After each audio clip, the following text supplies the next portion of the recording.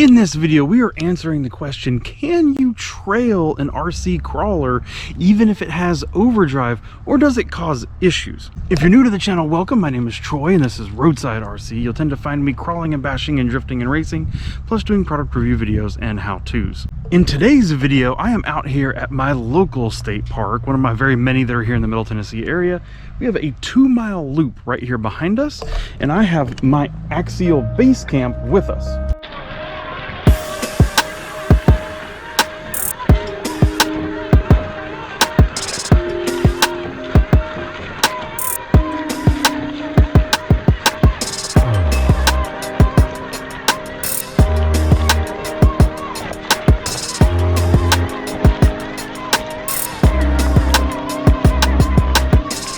So there's so many people out there that say, oh my gosh, you can't have the same truck be a crawler and a trail truck. Oh, they just don't work. You can't run all the comp stuff and you can't run overdrive and all that. That's only for a crawler. It's not for a trail truck. And the truth is, I just don't believe that. I literally don't. I build one truck. I use it for everything. That's period simple how we do it. In order to help us prove this today, this is my son's Axial Base Camp that we use for crawling, all sorts of, we use it for everything. And as it sits right now, this Axial Base Camp has a 25% overdrive in it. There's so many people out there, like with the Element Ecto, comes from the factory 6% overdrive with an optional 12, and everybody's scared to run 12% overdrive on a trail. So here we go for 2 miles, and we're going to see how 25% does and what happens to the truck.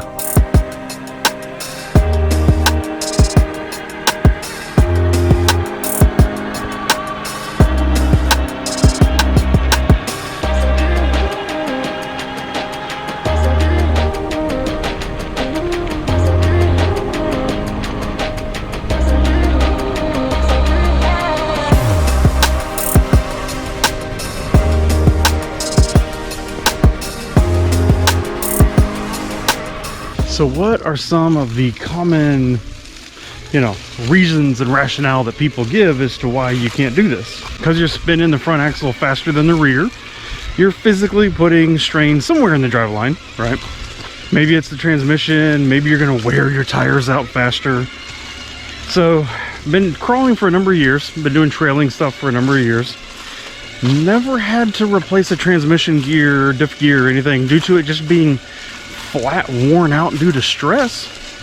I've broken a couple here or there, but that's always been because I got the truck in a bind, didn't realize the truck was in a bind, hit the gas and just snapped it, right? So that happens. Tire wear, I don't know about you, but especially if you're running like a Proline G8 compound, if you're running Duratrax Showdown, like typical Duratrax tires, I've literally never worn them out. That I've actually going to make it a standard for me now that I just buy the Proline Predators as an example. I only am going to buy the softest, absolute stickiest compound that I can of any crawler tire, because why not? I never wear them out anyway. So if those are the two major concerns, maybe the third one is people say that the truck won't drive straight. You put a bunch of overdrive in it and it just doesn't drive straight. Well,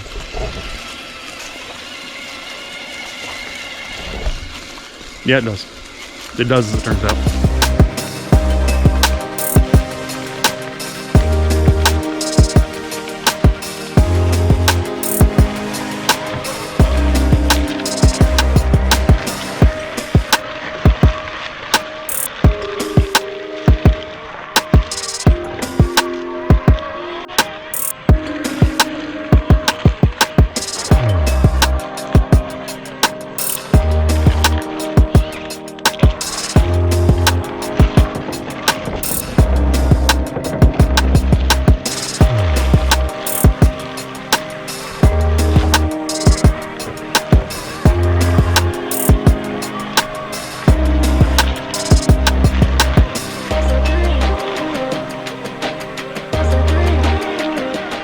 But yet, when the trail starts to get tough and you need to actually do some crawling instead of just some driving on flat land, all of a sudden, the truck's a little more capable and is more capable of getting over the stuff.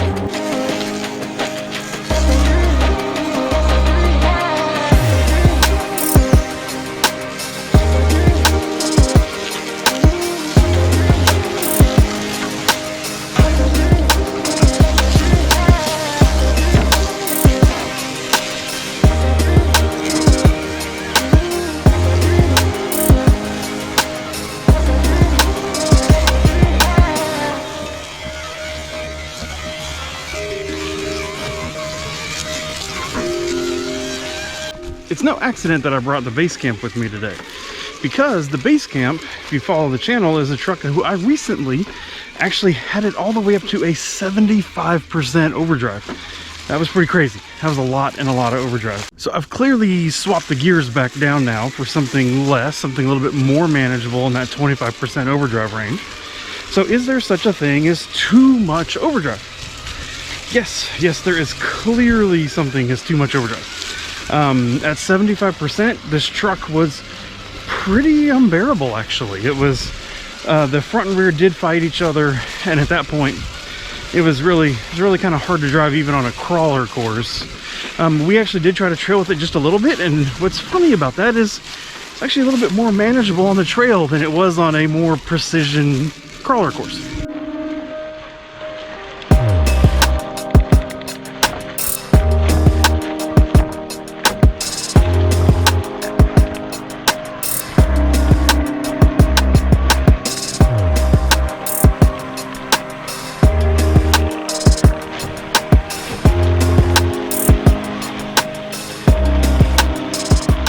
The other aspect of all this that makes it really fun is, again, if you follow the channel, you'll know that we have a Axial SCX-10 3 Gladiator that I used and then promptly bought at the Axial Fest 2021.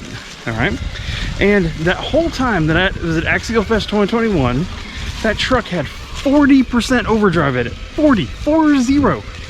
And if you've been to Axial Fest, you'll know it is 3 days of just solid, flat out, crazy, like a lot of trailing and crawling and everything.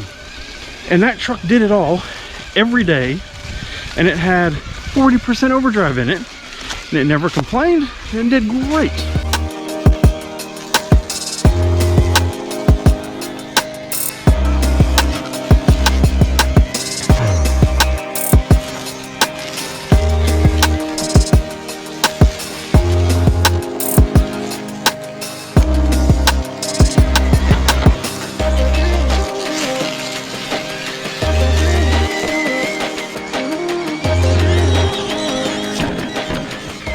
Here's a bonus topic for you, because bonus topics are always fun. So here's a bonus topic for you. 2-speed gearbox. How often do you hear someone say, oh my gosh, I need that second gear in my crawler because I like to do some trails and, you know, I want it to be fast when I do the trails. Well, look.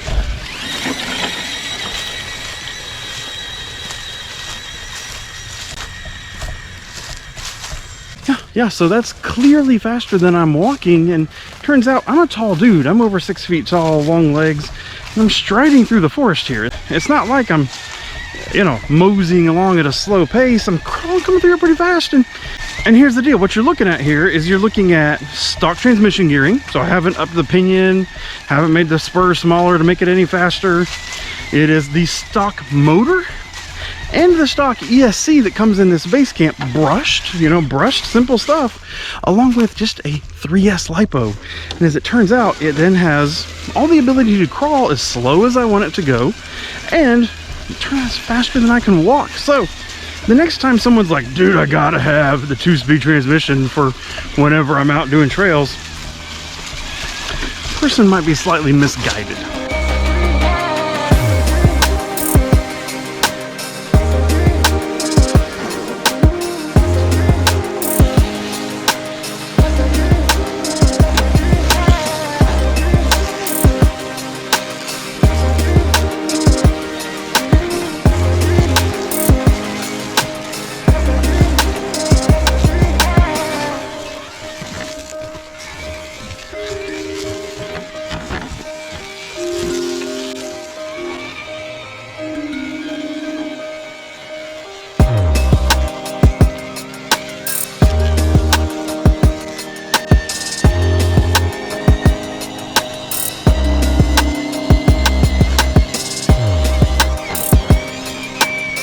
To put a final pin on this, check that out, driving on hard asphalt.